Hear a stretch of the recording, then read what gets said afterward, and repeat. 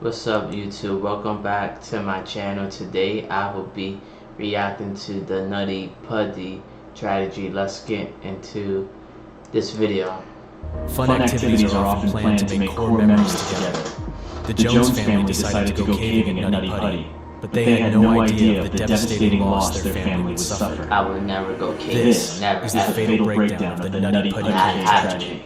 Nope. John Jones was ready for some family fun when they decided to explore the Nutty Puddy cave in the Utah desert near Salt Lake City. He had not been to this particular cave before, but he and his brother Josh had spent much of their youth caving in a variety of Utah caves.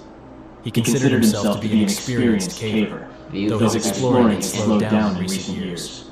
He had gotten married, had a child, and was currently a medical student at University of Virginia. This made for a busy regular schedule, which left little time for cave exploring. During the Thanksgiving break, he was returning home to relax with family for the holiday. They planned a day of hiking and exploring at Nutty Puddy, which is considered a beginner's cave by most. The main areas of the cave were interesting for everyone. There was the maze room, which had openings and tunnels leading around large boulders. There was a large ramped area called the slide, where the entire room sloped down at a 45-degree angle with a rope to guide you down. That's steep. This cave system was well mapped in most of the traversable areas. There were also well-known areas that were more challenging, like the birth canal or the aorta crawl. These areas were tight and difficult to pass, so only more experienced cavers would be attempting to squeeze through these passages. Even with the known challenges, people still found themselves stuck in tight squeezes in these tunnels. Nutty Puddy had just recently been opened back up to the public, after being closed for several years because of cavers getting stuck in these difficult squeezes. It should have stayed closed if they known cavers kept getting stuck. They should just close them. For some, Save but others would everything. find that their shoulders or hips would just not pass, no matter how hard they pulled against the rock. After wedging themselves in the narrow space, they were completely stuck, requiring serious assistance to inch out backwards. Because of these rescues, a new permit-style entry was required, listing 2 experienced cavers per group. Josh had obtained a permit for a group to explore the Tuesday before Thanksgiving, November 24, 2009.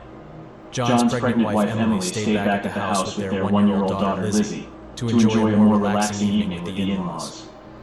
Their group of 11 family and friends started off in the main open cave sections.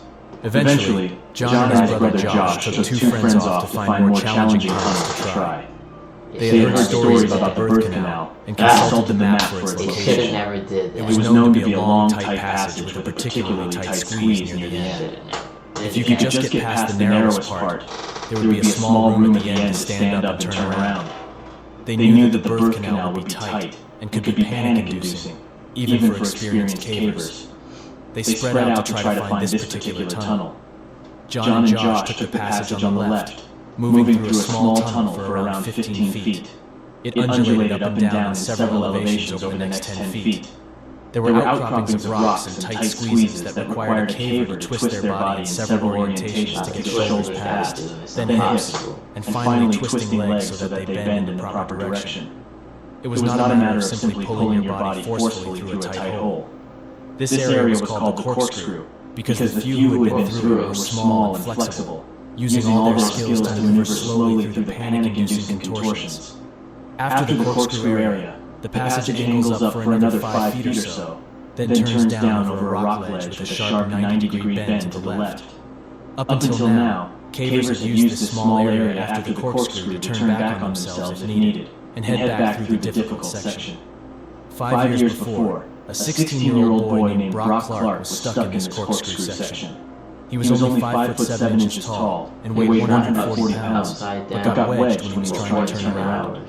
It took 14 hours for rescuers to free him. John was in the exact spot where Brock got stuck trying to turn around. Since John was 6 feet tall and 200 pounds, he clearly knew that turning around in this part of the tunnel was not an option for him. He was in a 12-inch high space, with not enough lateral area for his pressed body to ball up for a turn. He pushed forward to the ledge area and squeezed over the top of it. It was a tight area to get through, but he thought he could see it open up down below. He sucked in his stomach and pressed himself through the squeeze, pulling forward on the rocks in front of him. He would be moving headfirst in a downwards angle now, but it looked like there was an area ahead to turn around. John didn't know it, but no one else had ever crossed over this ledge before. He was in completely uncharted territory. Despite being in an extremely tight and uncomfortable position, John kept his cool. He was certain that there would be an opening ahead. All along he thought he was in some part of the birth canal, where many cavers had felt stuck in the constricting tunnel, but ended up being just fine once they reached the other side. Once he passed through a tight zone, he started to slide toward the bottom of this tunnel. He was nearly doing a handstand, trying to hold his body up and figure out how to push backwards. He still couldn't turn, and now he was upside down. Gravity was pulling his 200-pound body against the fading strength of his arms. He yelled out to his brother Josh and told him not to follow him, but to go back out. They discussed his options, and decided that moving forward to try to turn around was the best idea. He was collapsing onto his shoulders and head at this point, and needed to make a move to get out of his vertical position. His headlamp gave him a glimpse of a hole in the floor ahead, which might lead to a larger space. He felt a little more hopeful now, thinking that they would be laughing about this misadventure over Thanksgiving dinner. He made the slight turn and headed towards the hole. Exactly how he got himself into this tunnel hole is unknown. It's thought that he may have slipped, hit his head, and became wedged in the tight space. The other thought was that he looked in the hole, but misjudged what he saw, thinking it was an opening and not simply a dead-end fissure. Either way, John had ended up in a small opening in the bottom of this tunnel, which was impossibly narrow. Just 18 inches by 10 inches, not much bigger than the screen of a laptop computer. John found himself wedged nearly completely upside down at a 70-degree angle. He had spent some time trying to push himself back upwards out of this hole. It was exhausting. His arms were pinned in a useless position, one folded under his chest, and the other trapped on a rock down by his side. He strained against the walls and quickly realized that all of his effort would not move him back up 5 feet to the shallow tunnel. His calves and feet were still free up the passage, but his legs were now wedged on the smallest side of the hole, only 8 inches wide. He started yelling for Josh again. His brother knew that he was trying to turn around, so his yells were not a good sign. Josh made his way back into this tight space and traversed the corkscrew path. But unlike his brother, he went feet first this time. He continued toward the sound of John's voice, up over the ledge. He finally came to an alarming sight. He could see the end of his brother's legs sticking out of the rock, as if it had swallowed him whole. He inched forward until his feet could squeeze one of John's legs. He tried to grip and pull up, while John pushed from his end. After several futile attempts, they were both feeling exhausted and frustrated. Josh could see that this was very serious, and they would need professional help to get him out. They agreed that Josh should go get help, and John should try, as much as possible, to stay calm and relaxed. While Josh went for help, one of the other family friends went into the area to speak to John and let him know that he wasn't alone. For several hours, John just remained trapped upside down, focused mostly on the chore of breathing. The fissure squeezed his chest, where only shallow breaths were possible. All of his efforts to move up had actually settled him deeper into the crack. Shallow breaths. As time went on, gravity continued to pull him against the rough walls of the tunnel, tightening its grip on his exhausted body. Once help had arrived, the first cave rescuer, Susie Matola, made her way to where John was stuck. It was now 12:30 in the morning, and John had been upside down for 3 hours. Susie was just 5 feet 3 inches tall, so working her way through the corkscrew area was much easier for her. Ropes had been tied to her ankles as a precaution in case she got stuck as well. She checked on how John was doing and let him know that they'd be getting him out. He must have had a small wave of relief, thinking that professional help had arrived and he would soon be free of this trap. Susie tied webbing straps around his legs and then fed it back to the pit where the tunnel started. Okay. Several attempts were made to pull on the ropes to leverage John back up and out of the fissure. There was just too much friction on the ropes to make any effective release on John. He was still pinned, without the use of his arms to fully assist. After attempting a few things and considering many aggressive options, the decision was made to enlist a pulley system in order to help lift John up and out. A pulley had been successfully used when Brock Clark was stuck 5 years before. Even though they had a plan of how to help, this was not an easy location to work in. Each piece of equipment would need to be brought in from the entrance, which took nearly an hour to reach the other side of Corkscrew. The tunnel was extremely tight, and only smaller power tools could be carried in and out. Only one person could be in there to assist at a time, and they would need to be small or wiry to effectively move through the passage. It was just not an ideal situation. Each pulley took an extraordinary amount of time to install. During this time, cavers were trying to talk with John, console him, and share stories to keep him calm and talking. He was a devout Mormon and spent time praying and singing to seek solace in this unreal situation. John had spent the night upside down and was showing signs of the physical limitations of the body to withstand this position. The human body was not made to be upside down for long. Nope. The entire circulatory system is designed using pulses of pressure from the heart to move blood forward through the system, while valves in fibrous vessels would hold blood and stop it from going backwards. This one-way flow balances pressure, gravity, and valves to keep oxygen available to all tissues and to remove toxins from the body through the kidneys. John's body had been fighting gravity for more than 12 hours. More than 12 The brain was not built to withstand this kind of fluid pressure.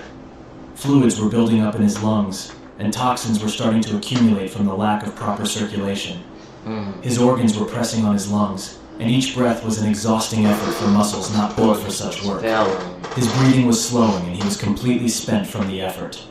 Throughout the night, he had gone from being completely calm and lucid to helplessly thrashing his legs and hallucinating. It was excruciating to watch for the rescuers. They were helpless, exhausted, and feeling trapped themselves. The air in this cave system was warm and damp. It took a concerted effort to remain calmly breathing when you are restricted and can't move or even breathe properly. But the rescuers knew they could get out when needed. John didn't have that luxury. He couldn't expand his chest to breathe, and the air around him was losing its oxygen concentration little by little. During this time, a wired telecom system was brought down to where John was stuck. His wife spoke with him, encouraging him to hang on and be faithful. John assured her that he would be out with her soon. It wasn't until 4 o'clock that day that they finally got the pulleys in place to move him. Ryan Schertz was in the tunnel when the system was ready to try. John's body had settled into the narrow side of the opening, so Ryan had to push his legs over as the team pulled from outside. Each heave moved him inch by inch up out of the hole. By this time, John's legs were in excruciating pain. A rope had been tied around his legs for hours as rescuers tried various methods to help him out. They were completely blue and had no discernible pulse, yet each tug had him call out to stop as his nerves were ultra-sensitive at this point. They paused to give him a moment to gather himself, and then tried again. It seemed to be working. John was finally being pulled up out of this hole. He was raised enough for Ryan to look down to make actual eye contact with him, and pass down a tube to drink Gatorade. This effort was extremely slow going, and they were all exhausted from the difficult effort. Ryan was squeezed in the tunnel just 12 inches high, and had his head near John's legs as they worked him slowly out of the tight 10-inch fissure. Although they were making some progress in lifting him up, they were no closer to getting him out. His legs were hitting the low ceiling above his tunnel, and twisting them into the passage was impossible. He had no control over his legs now, after 19 hours upside down. Without his help to delicately bend his knees to the side, they were strongly considering breaking his legs to get him back into the passage, because time was running out for John. Then, in a sudden moment of blinding pain, Ryan blacked out. When he came to, he was bleeding heavily and confused. The rope, holding the pulley to a natural arch section in the cave, broke and whipped the carabiner and pulley directly into Ryan's face. He suffered damage to his face, lip, and tongue, as well as a concussion. He had to get out of there quickly. John was back where he started, completely wedged in the tunnel with the circulation to his arms cut off and his legs completely dead. He was unable to help free himself in any way. This moment started the final demise of John Jones. After Ryan was checked out in the pit and then sent off to the hospital, his father Dave took his place in the passage with John. It took an hour to re-establish the pulley lines, and Dave tried to tie a rope around John's body, but couldn't get the rope past his wedged torso. All the time Dave was with John, he was not responsive.